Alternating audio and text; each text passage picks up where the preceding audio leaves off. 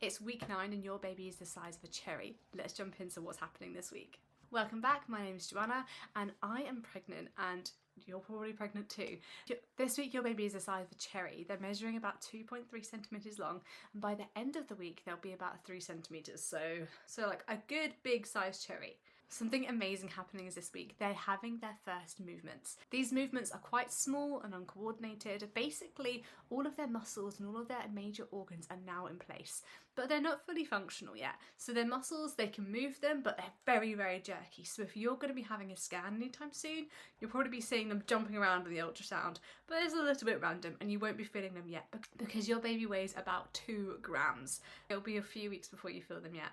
This week your baby's ears are forming, their outer ears are pretty much fully formed and their tiny little eyelids are starting to form as well. Baby's tongue is also forming and they're also growing little taste buds. So there's the potential that they'll be able to start tasting your amniotic fluids, so don't eat too much sugar. I say that. I eat way too many snacks. Baby's developing digits on their fingers and their toes, so they're actually starting to look like little hands and feet now, which is adorable. And baby is developing little tooth buds underneath their gums. So pretty much the teeth that they're going to have for the rest of their life, they are growing this week. So that's a pretty big step. Make sure you're having enough calcium. Another big milestone for baby is that they're pretty much just using their placenta now.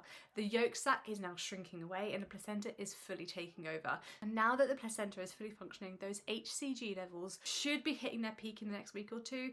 And so once you hit that peak, those symptoms should start alleviating. Now, what is happening for you? Well, so the NHS says that the most common symptoms are headache, fatigue, nausea and tender boobs. The headaches and potential dizziness are because your body is producing more blood. There's an increased blood volume, so your body's pushing more blood through your system. Your blood pressure can sort of change as well, and it can just make you have all sorts of weird feelings. The rise in progesterone can also lead you to be constipated and maybe a little bit gassy or burpy, so make sure to be eating as much fibre as possible. My top tip for my first pregnancy, there's loads of fibre in plums and kiwis, but you have to eat the kiwis with the skin on. One of the more positive side effects that you may be experiencing is thicker hair. This is due to HCG, or human chorionic gonadotropin. You normally shed about 100 hairs a day, but when you're pregnant and these pregnancy hormones start to rise, you won't be shedding as many hairs, which can basically mean that you have more hairs on your head. Which is why people might say that your hair's looking good, it's looking thick, it's looking shiny.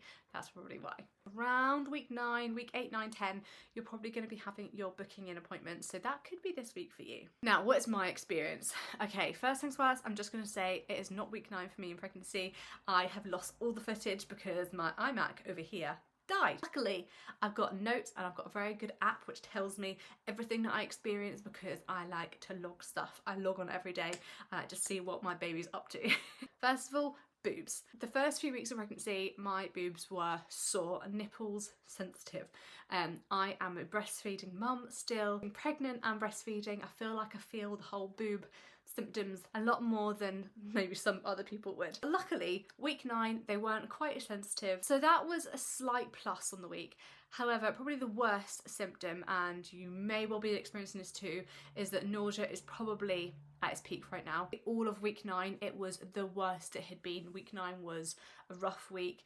I wasn't being sick, luckily, but the nausea, constant nausea, was just not nice. Like, I'd be at playgroup with Harris and I would just get like the full body sweats, panicking, I'm gonna be sick. And I feel like I would just need to sort of snack constantly, and that did help. But at literally like week 9 and day 6, the nausea just kind of stopped. It was really, really weird. Don't get me wrong, it hasn't gone away, but it just isn't anywhere near as intense as it used to be. Another symptom that I've had really quite intensely is food aversions. Now this is, again, I think due to HCG. The theory behind the whole food aversion thing is that basically your body's trying to prevent you from eating foods that are potentially dangerous for baby. I had been vegan for almost a year. Around week 7 of pregnancy, I just could not do it anymore. The food aversions were so intense, the nausea was so intense, I just could not stomach it.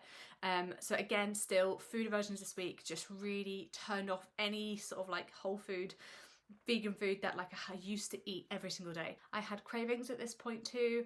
I just kind of wanted to snack, to be honest. I feel like when you feel sick, it's quite good to just eat little and often. Another really fun symptom was bloating. Most of the first trimester, I was just really bloated. Like, I looked kind of pregnant. I was also really thirsty. Like, even now, like, I'm just so thirsty all the time.